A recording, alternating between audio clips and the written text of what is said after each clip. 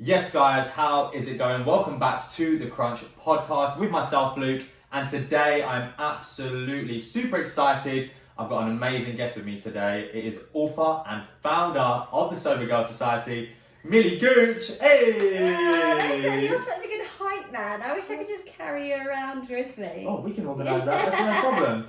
How you doing? Yeah, good, thank you. How are you? I'm very well, thank you. This has been a long time coming. I know. And great to have you on the podcast. So much stuff going on.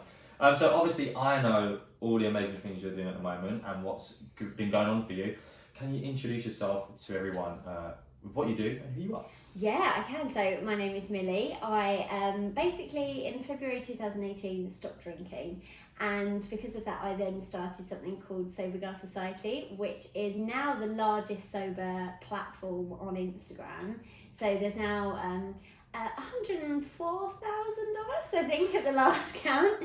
And then since then that has just completely changed the trajectory of my life, really. So I now do talks, I do podcasts like this, I go into universities, and I've just written a book as well, so that's the latest thing. That is absolutely amazing. And it's only been like a short space of time, right, since that's happened. I mean, how long ago was it since you actually went sober and stopped drinking? So sober was Feb 2018, so that's coming up to 3 years in Feb. Mm-hmm. And then I started Cybergirl Society in September 2018, so that's just over 2 years now. Okay, so take me back to just before you got into stopping alcohol completely. What was like the moment where you was like, I'm done? Like, was there a defining moment? So interestingly, I always say this, there wasn't like one defining moment. If anything, like my last kind of hangover was actually tame compared to some of the other hangovers.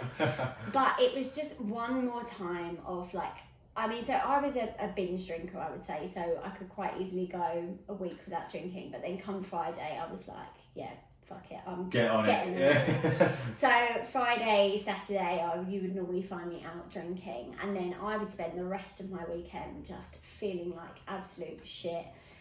My mental health took an absolute nosedive, so I would get that beer fear, like hangover anxiety, or hangxiety as we kind of call it. And I would just wake up in the morning. I was really suffering from blackouts, so I wouldn't remember a large portion of my night. I'd be like, what did I say? Did I call my friend a dickhead? Does everyone hate me? And so, and my life was just like that. And then, it would come Monday, Tuesday, I'd be at work, I'd still feel really shit. I'd just eat loads of junk food and carbs. I was having like cheesy chips for breakfast. Just for breakfast? Yeah, to soak up the alcohol, and just to try and get through it. You know when you wake up and all you're craving is like grease? And I used to like put chips in and like melt cheese. Yeah, it was just awful. And that I would keep going, and then by about Thursday, I'd start to feel better again. I'd be like, yeah, I feel great. I know what I'm going to do. I'm going to get on it. And I would just like be in this cycle of going out, drinking, feeling like crap.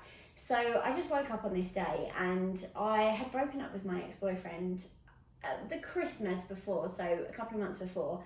And in that kind of like 2 months, it kind of, my drinking crept up a notch, I would say. So I was going out all the time, because that's how you're told to, get over someone, is go out, get pissed, slog the nearest person next to me. Of course, I was too drunk to ever pull. No one would have come. But those 2 months kind of really amped up. And then I woke up February the 11th, 2018, and just thought, I feel like shit and I can't keep doing this. My life is like Groundhog Day.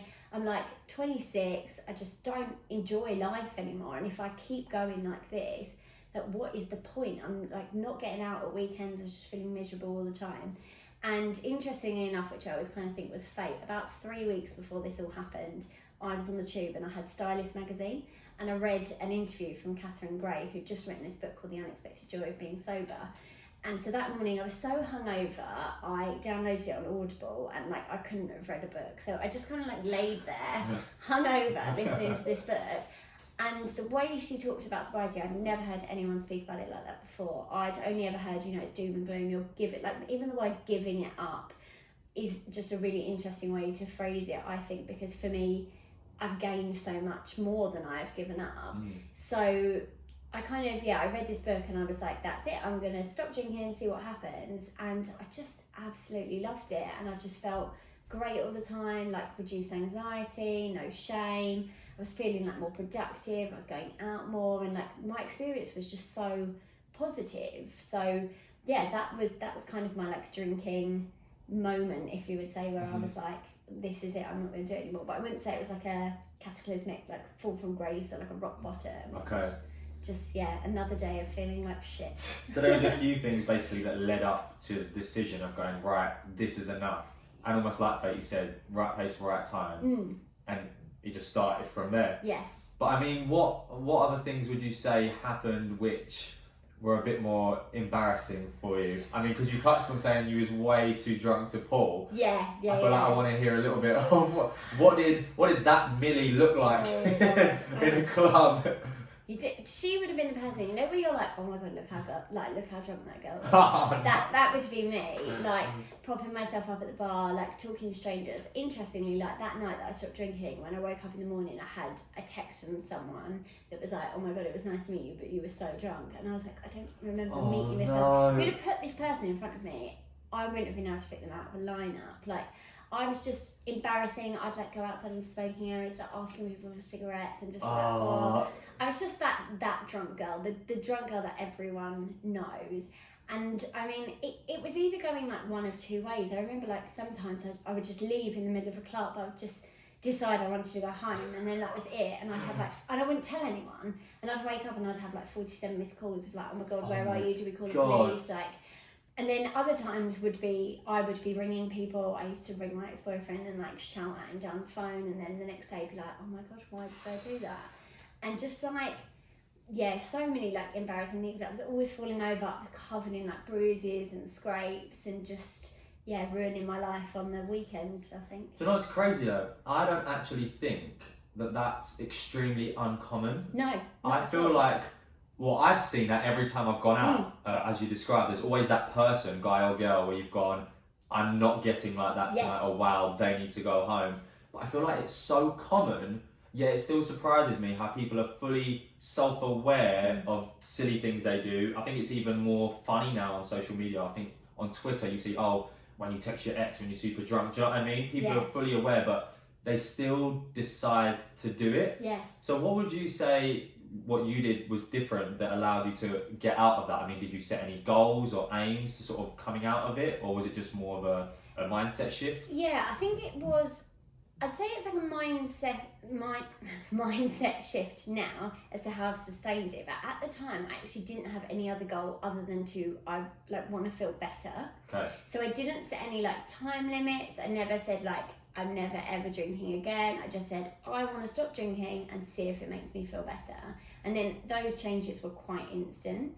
But then after that, it was about mindset shifts. So it was about, okay, how do I sustain this? Because I think you do get to a point where you're like, I could have a couple, I could go back to doing that. And actually like keeping yourself on track.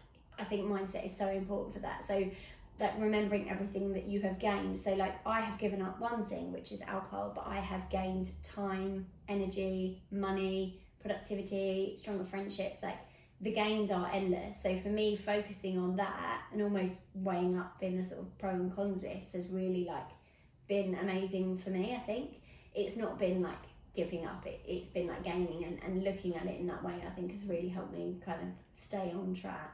I think that's really interesting because obviously as a personal trainer, coming from the health and fitness background, that's exactly the kind of way I'd approach goals with certain people. So let's take it for example, a lot of my clients do like alcohol and overconsume alcohol.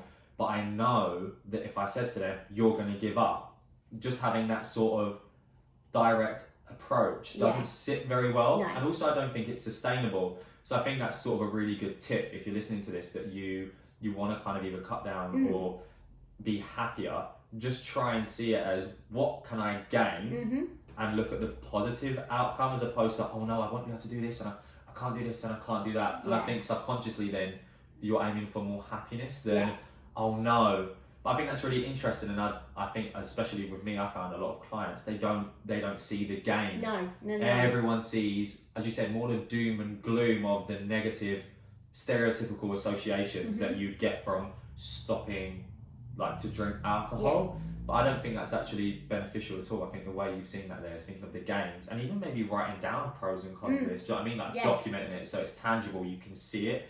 It must be so much more effective. Yeah, and seeing it like physically as well. So like if I go out with my friends and say I stay at one of their houses, yeah, I might not have been able to drink in the evening, but in the morning, I'm the one who's awake, making the most of their day, has brunch plans. So even seeing that physically is always a good reminder for me of like, oh, okay, this is why I do it. So I think, like, I mean, I'm always a fan of writing things down because I just think getting them out of your head and putting them down, but then seeing them in front of you as well. Like, one of the things I always say is a really silly thing, but sometimes I will search the word hungover in my WhatsApp chat, and it'll bring up loads of my old WhatsApp conversations to me and be like, I'm so hungover, I want to die, like, and like reliving those moments really, really like reminds me. Whereas like if I didn't have those like physical reminders, I think I would have forgot my mental state of being that hungover, and I'd be like, oh, hangovers aren't that bad, because even now I'm like, maybe a hangover isn't as bad as I remembered it, and then I read those texts and I'm like, oh yeah, no, it was. Yeah, that's such a good thing. I've never heard of that before. That's such a really important tip. I definitely think more people need to be doing that, for sure. That's crazy though, but I also think it's mad how your health, as you said and mentioned there, can change as well. And for me, that's something that I think I want to touch on a bit more and find really interesting, because sometimes I have a bit of a battle. Like you had not so much a battle because you looked at it in such a great perspective. I usually have a battle trying to get people to stop drinking as much or reduce drinking, or try and implement the positive aspects because it will make them healthier. So would you say from a health perspective that you saw, you know, any differences? Oh, like it is the single best thing I've ever done from like my health, full stop. I mean, you can really get into it, but there is not one single part of your body that is not affected by alcohol, basically.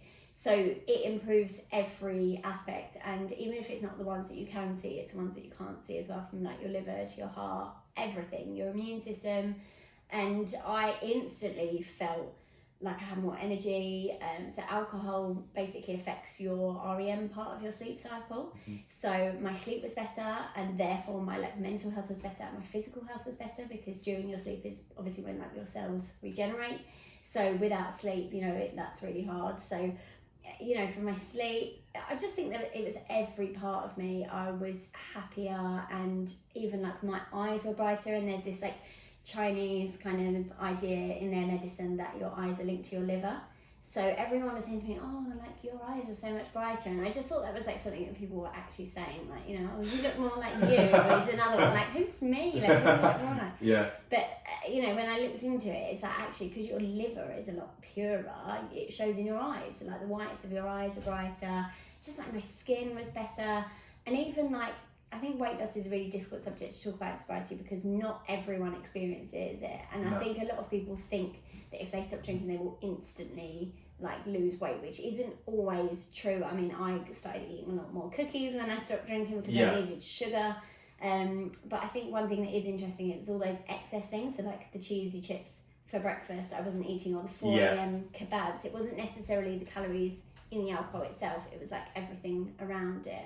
I think I've found that with clients, you know, that it's more about compartmentalising you as an individual, because some people I know will just drink. Yeah. They don't necessarily have a lot of bad eating habits that come along with it. Whereas you drank, but it was also the pre-drinks food that you'd have. Or you need to line your stomach. Oh yeah, let's get some chips. Or afterwards, let's get a kebab. Yeah. So I think with weight loss as well, but also health benefits, it's more to do with the individual. But from a very simplistic perspective, and again, you'll know this, it's that alcohol doesn't serve any nutritional benefit in no way or gain. It is literally more toxic for your body. So what will obviously happen is when you consume that, your body will have this stuff in its system and go, right, what's this? Like, we can't use it. It can't be stored anywhere. So what it will do is slow down other processes of digesting things and other things that occur within your body that you can't see.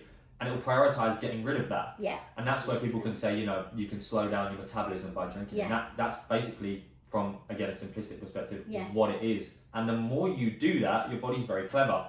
It will know that we're going to be all right throughout the week, and it will come to the weekend and it will slow down ready for that. And that's not the kind of cycle you want to get into. And that's where you're going to see things, you know, change. But also you can see weight loss from you know, cutting out alcohol as well. And if that's someone's goal, people will know that the calorie intake, I mean, I think I had a few, I don't know if you know these, maybe a bit more accurately than me, that maybe a glass of wine is equal to maybe like certain types of like a donut. Oh yeah, I'm sure that is probably true. And I think sometimes if you're looking at maybe triggers or things to remember when trying to reduce, you can think of that if you have like a health goal and be like, right, this, I can imagine eating 4 donuts right now, but I can easily drink 4 glasses of wine. So when you correlate them maybe to something else as well, I found helps with getting your mind on the right track with things like that as well. I think the interesting thing as well is that alcohol is pretty much the only thing on the planet that doesn't need to have its nutritional information on the bottle. So you have no idea about the calories either. And so like an interesting one I found out recently is, so obviously everyone's like, oh, I'm going to drink gin because it's better for me. But now there's this new wave of like pink gins and flavoured gins, and actually they are packed full of sugar. So someone will go up to the bar and say, I'm going to have a pink gin and tonic because they think it's like healthier for them. And it's packed full of sugar. But we think gin, we think clean. And of course, that's not the case. And the other big misconception as well, just sort of going back to the health benefits, is with red wine being good for you. This is not a classic myth. All the time I hear this. Yeah, and the point is, so it does, like, there's an ingredient in it that basically will give you some cardioprotective factors, but anything else in it will far outweigh that. So because your risk of cancer goes up, you know, your mental health, everything, how it affects your liver, far outweighs. So they say you shouldn't drink wine because, like red wine, because you think it's good for you. And in fact, you'd have to drink a hell of a lot to get those benefits. And actually, the benefit comes from the grapes. So if you just have a bunch of grapes, that is much better for you than the red wine. Yeah, I completely agree. I hear that with clients all the time. I go, well, I can have a wine, can't I? That's good for me. Red wine's good for you. Yeah, and expecting me to go, yeah, do you know what? I have 4, go for it. No, not the case at all. Do you find that with people that you've worked with and helped online, that it's more females or males that are looking to get into sort of dropping alcohol intake or giving up? I think like outwardly more females, but like secretly I also think there's a lot of men as well. But I mean, obviously because I am female and it's Sobergirl Society, the majority of people that I deal with are female, but because I have my personal platform as well, I do get a lot more men over there talking about their struggles. And there's also a lot more men now openly talking about sobriety, which is amazing because we need to see that. And even just normalising like not drinking that much. People don't really talk about how they don't drink a lot. Yeah. So I think that's really important. Even by doing this podcast, I think it's so important to actually have men who will say, oh, I actually don't drink that much, that those conversations need to be happening. Oh, no, I completely agree. And I think as we was discussing earlier on, I don't drink much. People even on the podcast, you guys might not know this, but I don't like drinking alcohol. And I feel like it's more of a stereotype for guys and girls, but maybe more so guys, that if you don't drink, you're not really part of the group. You ain't part of the clique. Or how are you gonna have a good time, bro, if you ain't drinking? Yeah. Or even a layer down from that, even if I am drinking, I might go, oh, do you know what? I might just have I'll have a cocktail or something like that. Oh, you ain't having a beer? Yeah. What's that all about? And straight away, I feel like that pressure and also that stereotype of what men should drink and men should drink is actually really damaging for people that may have the mental health problems that came with alcohol like you did, the health issues, but because they want to fit in and feel good, they just go with it. Yeah. I mean, is that something you found? Yeah, I mean, I would say probably like 75% of the battle with most of the people I speak to is social pressure. Like, that is the key. And it's this, I would say it's so bizarre because it's like we all secretly know that we don't want to drink, but we'll push each other to do it. It's the weirdest thing ever. And like when I was single and sober, I would go on dates with people and they would say, oh, I'm not going to drink if you're not going to drink. And it was like they were actually quite glad to have an excuse not to drink. And it's almost like, oh, well, if I'd have been drinking, they would have drunk because the pressure would then be for them to drink. Because I just assumed that everyone I got a date with would then say, oh, I'm going to drink. But it was like people actually were quite glad that they were going to have a day off and that like next day they weren't going to be hungover. But I mean, we were saying earlier, women kind of, there's this idea basically that women use alcohol more as an emotional tool. So, you know, I've had a stressful day at work.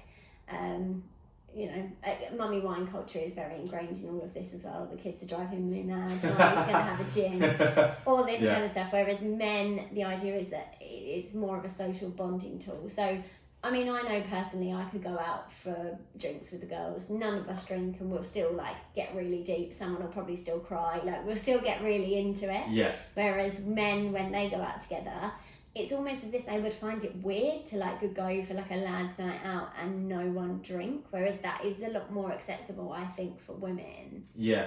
No, I definitely agree with that as well. I think I've seen it even when we got with like work colleagues and stuff like that, that if there's a group of you, you'll find the guys are much more empowering on wanting to drink and wanting to do this, and sometimes the females are much more chilled, like, I have a drink, if not, it's fine. Yeah. I just feel like it's more to do, and I think you said it there, is that guys, well, I don't mind, me and the way my family works, and me and my brothers, 4 brothers, we could go out, not drink, and be open and have heart to heart. But I think that's just how we've been brought up. Yeah. But I think for the majority of guys, if you sat a group of guys down and went, oh, would you guys not drink, have a little bit of a heart to heart and see how you're feeling, most would be like, you minding me up? Yeah. No. Yeah. But why? Like, and I think that's been so emphasised recently with mental health as a whole for men, that it needs to be spoken about more. And if you don't like drinking alcohol and you want to get these gains that you can obviously achieve from this, why should you not be able to speak about that openly and it be accepted? I mean, do you have any tips for anyone maybe that is in that position that could help? Do you know what? For men in particular, so there was a guy on Love Island a few years ago called Chris Williamson. He was like one of the originals. He has actually started a 6-month sober program. So he's been talking about basically how he's been doing like long running stints of sobriety and how he thinks it's been like the best thing for him ever. And it's quite a like, I don't want to say male focus because I don't want to like put people in boxes, but there's a lot. It kind of drops the slushy gushy stuff that I do and comes at it from like that more kind of masculine angle, and talks about the gains of productivity and fitness. He's really into his fitness. But I think then you go into it and then you become more confident, and then maybe 5 months down the line you can say, oh, actually, come on lads, let's I'm not drinking, why don't you not drink, let's have a chat. But I think that's a kind of way to get more men into it, is to come out and actually, if you go 6 months sober, you might be able to start your business, you might be able to do this, and there's loads more people following suit. Actually, there's Scott Thomas from Love Island, I think his brother has actually just stopped drinking as well. And so many more people, young men, are talking about it, and how it's not just like, oh, you have to stop drinking because you've got a problem. It's like, actually, you could stop drinking and get all these amazing fitness benefits, productivity benefits, energy benefits. Like, you could just feel great, feel happy. And I think people are talking about it more from a gaining angle than a loss angle now, which I think is so important. I think that's where Cybergirl Society stood out and has had the growth, because, well, I saw it from when you started, and it just looked different, like the aesthetic, and I think you said like the way it's put out to people, I think has a major effect on whether it sinks in and you absorb it. If you just see something saying, oh, don't worry about what your friends think, like just stop drinking, you'll still have a good night. It's very flat and very like, oh yeah, that's very easy. But if you put a different spin on it, like these guys from Love Island and obviously yourself, because you're killing it, that's the kind of, that's the angle you need. And I guess that leads us nicely with Sobergirl Society. So what do you think you did different to the other people that have obviously been doing this before you, but haven't had the growth and success and the 104,000 followers and all that that you have? I think it's exactly what we were just saying, actually. When I started looking at what was out there, everything was dark. Like, all the aesthetics were black, and it was very like, you've had to give this up, and like, everything I read was like, oh, don't go to places that you normally drink at because you might be triggered. And it was all kind of advice that felt really impractical to me, because at the time I was working in journalism, I was working in fashion, I was going to fashion parties, like every week I was going to some kind of like catwalk show or a launch where like champagne was being like shoved in my hand. So these things weren't like practical for me, and I just didn't see anyone having fun. And my experience so far, when I was like 6 months down the line, just before I started, was like, it's actually been amazing, and nothing I can see is reflecting that. It's all doom and gloom, and a lot was based in America, and there are a few great pages that were talking about like mummy wine culture, but just for like a young millennial British girl, nothing even had like humour in it. And I was like, I need to be able to like laugh at my experiences. Like, humour is such an important tool for me. And I was just looking, and none of those pages reflected it. And I was like, I think I'm going to start something. So I just started doing like funny quotes, like funny observations. I love these as and, well, by the way. I know Cybergirl Society, but I follow your page, I'm like, Yeah. oh! So funny. Like that one. And interestingly enough, I actually didn't put my face on it until I had 10,000 followers. So from up until 10,000, it was completely anonymous. Just I was writing blog posts, I was sharing my experience, and just so many people resonated with it. And it, like from the minute I started it, it just took off. Like it's just grown from the beginning. And I think there was just nothing like it that looked fun and appealing. And it is such a serious topic, and there's so many elements to it. But I personally believe that you have to draw people in with aesthetics and fun and make it look accessible. And so many people have said to me, like, you know, I came to your page and it looked really great, and I started reading, and then all of a sudden I started learning, and then I decided actually I'm going to stop drinking for a month, and now 6 months later here we are. And I'm like, that is the point. If you look at a page and you're like, oh, dark and scary, no thanks, not for me, I'm going to keep drinking. Whereas I just thought, if you look at this page and you get hooked in, and then all of a sudden you start learning, and the next thing you know you're not drinking, like, yeah, that's a win for me. I also think what you've done by creating that sort of atmosphere and vibe from an aesthetic view, but then as you said, it gets absorbed, is that you've created a bit of a tribe and a community. And I think today on social media, that's a key to really getting something to grow, but also for the information to spread and sink in. Yeah. You'll see a lot of big fitness companies, especially like Gymshark, for example, people like that. They're not just talking about clothes. It's about the benefit of how something can make you feel, and the gain you can get from feeling good, and then feeling good with other people in the community. And I feel like you've done that with Sobriety, and you know that you can be with a group of people and all have that same vibe, and all be like, oh, it's a bit new to me, but hey, we're the same. And you've even done events and stuff, right? So I started, basically, I was too scared to start events because I thought no one would come, which looking back now, I feel like it's quite a silly mentality. Very silly. But I started these like threads where you would basically drop your location. So obviously you wouldn't put your full address, but you'd be like London, UK, Birmingham, UK. And people would be able to like interact with each other, and then they could independently go and like have coffee if they wanted to. So I was just kind of like facilitating that. And then I noticed there was like a particular thread, someone had written London, and then about 20 girls had commented underneath that they were also from London. And I had a girl called Lucy message me and say, I'm really sorry, I've noticed there's about 20 people from London. If I organised a meet-up, how would you feel? And I was like, oh my God, of course, like organise it. But can you just like check the date with me first, because I'd love to come. So I actually turned up to the first Cybergirl Society meet-up, and I had nothing to do with it. Oh I know, so I turned up and I like bought little badges for everyone, and oh my God, I just cried the whole way through, because I was like, I can't believe these people have met because of my page. And like everyone was sharing their experiences, and it was a real like, oh my God, me too, oh my God, me too. And everyone was like, I found my people, and it was just the loveliest thing to see. So I spoke to Lucy and I was like, look, do you fancy like maybe doing this as a thing?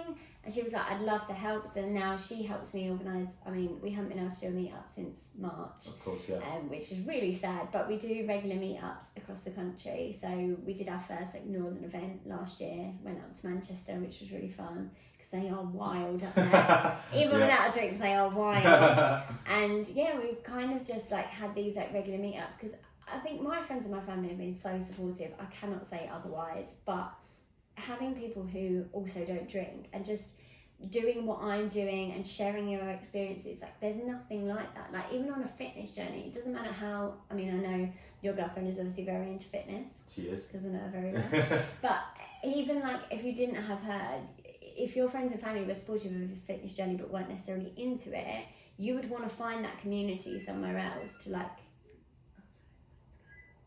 sorry, the phone's going. That's all right, I can edit that bit. You would want to find that community yourself.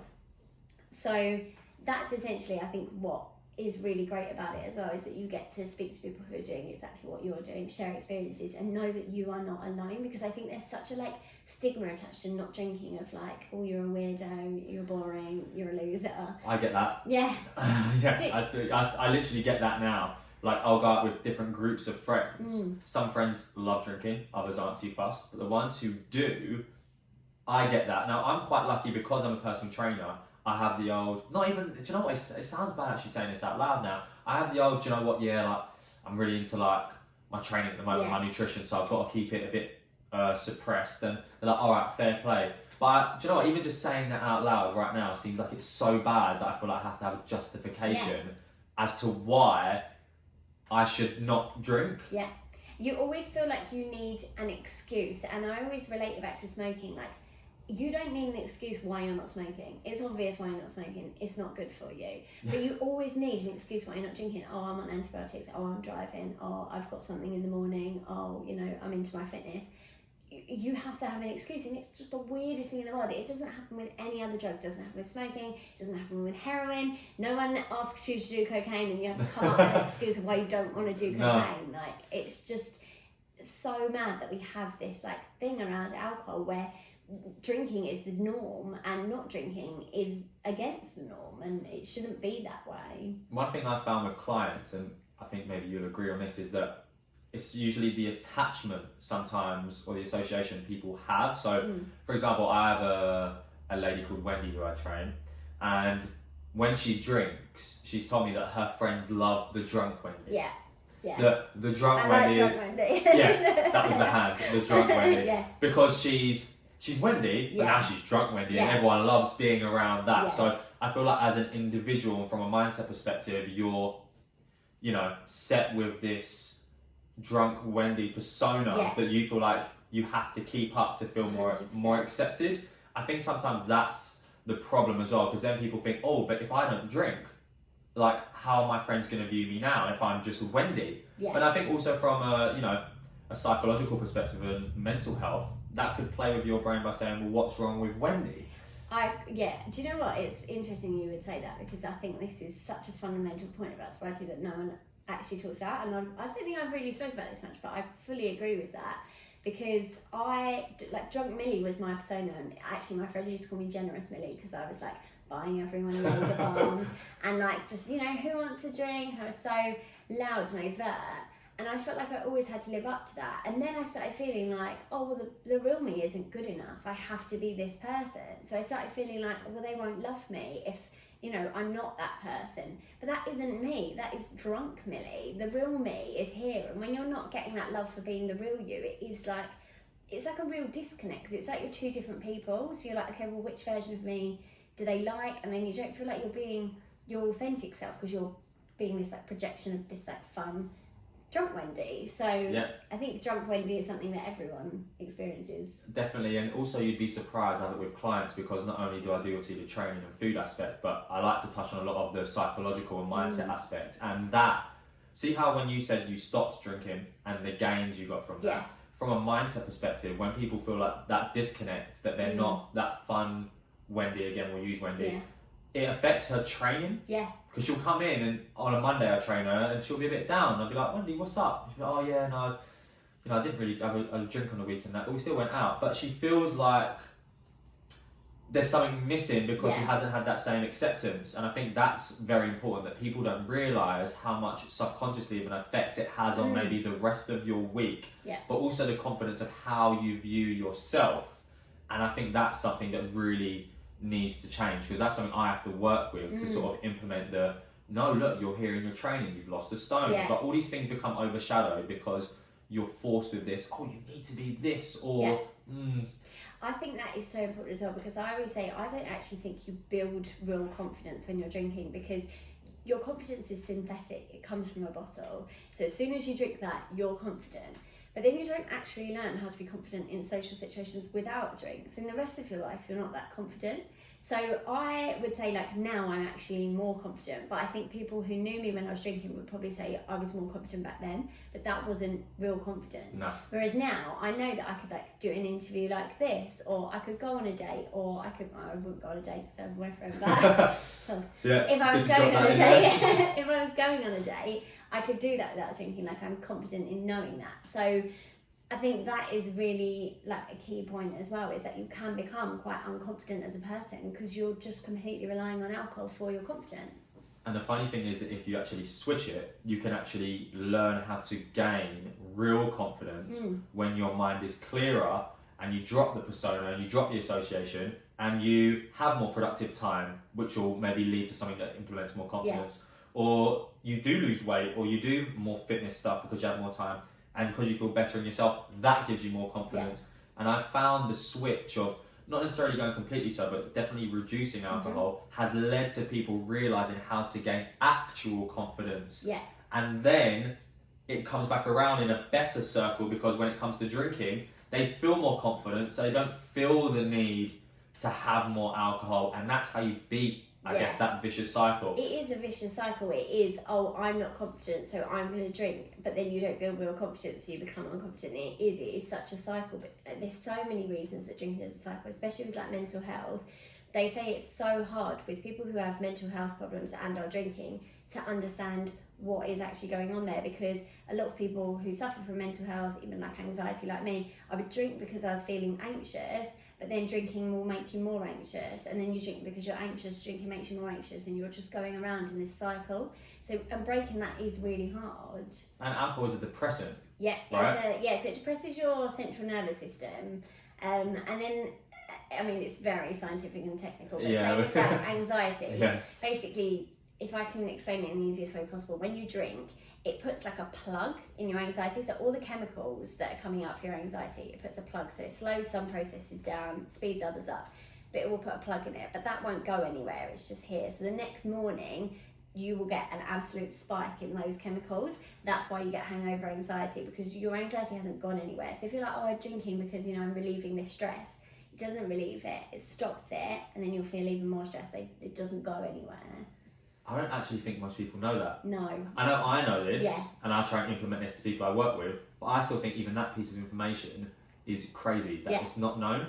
But this is why it's great that on your platform with Cybergirl Society, I feel like you take these pieces of even maybe scientific information and you kind of brand it with, as you've got the pink on. We even had a pink background ready to go, and I was like, do you know what? I'm not sure, but the branding was there. Then when people see that, and they see the way you word things, it's very fun and clever, but then it sinks, do you know what I mean? And they want to share it, and they want to educate people, and it looks aesthetically pleasing to share. And I think that's something that's, you know, amazing with what you've done. Thank you.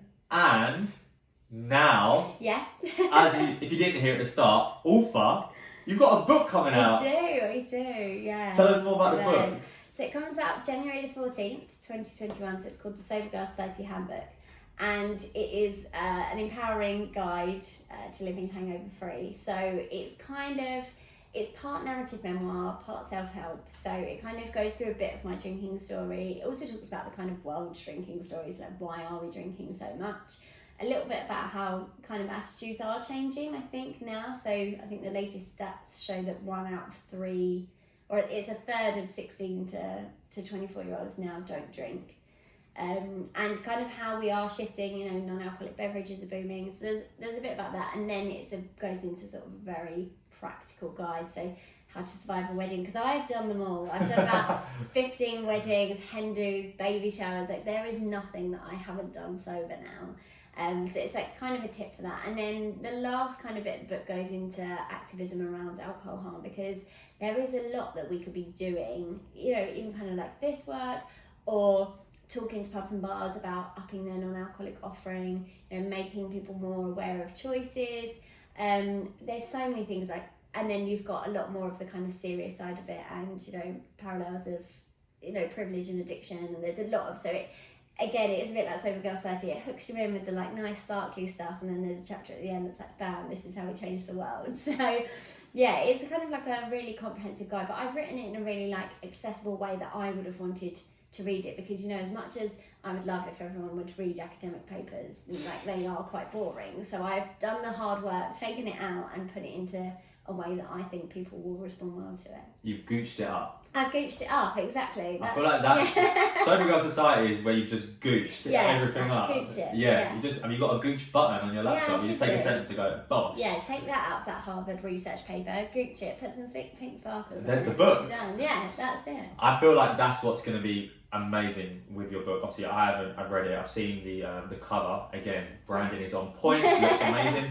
Would you say as well this would be good for someone who isn't necessarily looking to be completely sober, but looking to learn more about the idea of it? Yeah, 100%. I mean, it comes at it from sort of like how you could tackle doing things sober as well. So even if you just wanted to say, do this wedding sober, or go to a festival and experiment with doing this festival sober, it's not, I mean, I talk about sobriety as like the default, because for me, I don't think you get all the benefits unless you go completely teetotal. But I still think that like a sober curious mindset is better than, you know, binge drinking every weekend. I always say that like my key piece of advice is if you want to cut down but don't quit it, is think about the reasons why you're drinking. And, you know, I always say drink for celebration and not for stress or commiseration or anything like that, because otherwise you don't work through those feelings. If you're really stressed, rather than having a glass of wine, you should try and like work through that and say, okay, well, why am I stressed? What can I do that's healthier than drinking?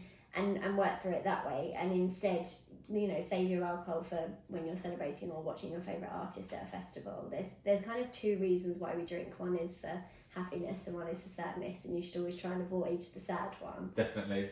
And I also think with the book as well, it's nice because, as we spoke about earlier, if you're more embarrassed or you feel the peer pressure, getting a book is something you can do in your own time. Yeah.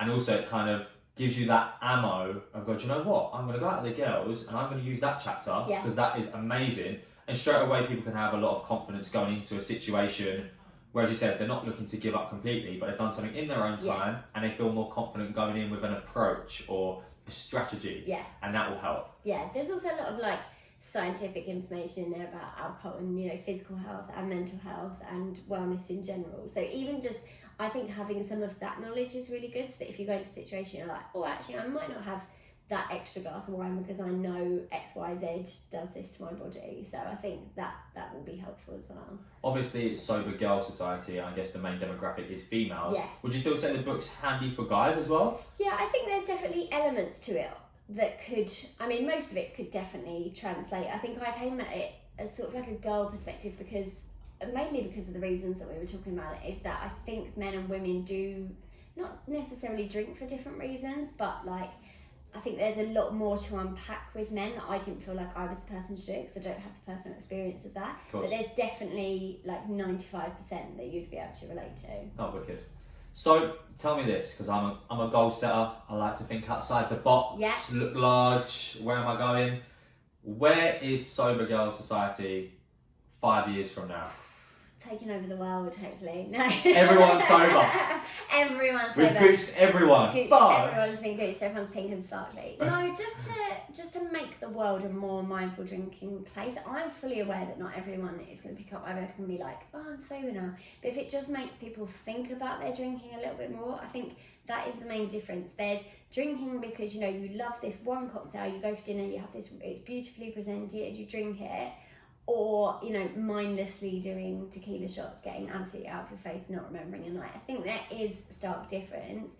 I mean, personally, I'm teetotal and that's where I prefer it. But I just think that we need to shift more people over to the, like, actually drinking because they like the taste and, you know, more of like a European mentality than this binge drinking trash culture that we have. Wicked. I mean, that sounds like you're going to do that and more. We'll see. 100%. When can people get the book, or can they pre-order it now? They can pre-order it now on Amazon or Waterstones in the UK, and then it's available in some other countries, but hopefully we're going to have a US link soon in case you have any US audiences. But yeah, Amazon and Waterstones at the moment. And when's the actual release date? 14th of Jan. Amazing. I bet you're super excited. I am, and terrified as well. Like, putting your drunk stories into a book and letting the world read them is quite interesting. My mum read it and she was like, oh, I didn't know you did that. Sorry about chapter 4. Yeah, sorry about all the swearing in there. But do you know what? People are going to resonate with that and go, I've been there. Yeah. And as soon as they see it all, I think everyone's gonna love it. And I'm gonna get a copy of your book. Yeah. And I will read it. Because I think, as you said, I'm someone who doesn't like to drink much, so I feel like there's definitely things, and your approach, which I think I'll really like anyway. So I'll definitely make sure I pre-order it. Guys, if you're listening, make sure you pre-order that book. It's going to be amazing. And Sober Girl Society, can I just say, has been amazing things. Oh, thank you. Literally, like, it motivates me because I'm trying to grow, obviously, my Lean with Luke stuff, right? And I see your page, and I'm like, oh, sick, I gained 20 followers this week. I go on Millie's and she's gained 2,000. I'm like, oh, there we go. So, again, can I just say, you're doing absolutely amazing. And it's been a pleasure talking to you. Thank you. And thank you very much for coming on the podcast. I think a lot of people are going to absolutely love this. Oh, so thank you very much. So yeah, guys, that is the crunch for today with myself, Luke, and Millie Gooch. Oh, thank you so much for having me. No problem. Oh, good. Smashed it. How was that? Yeah, really good. Yeah, great question.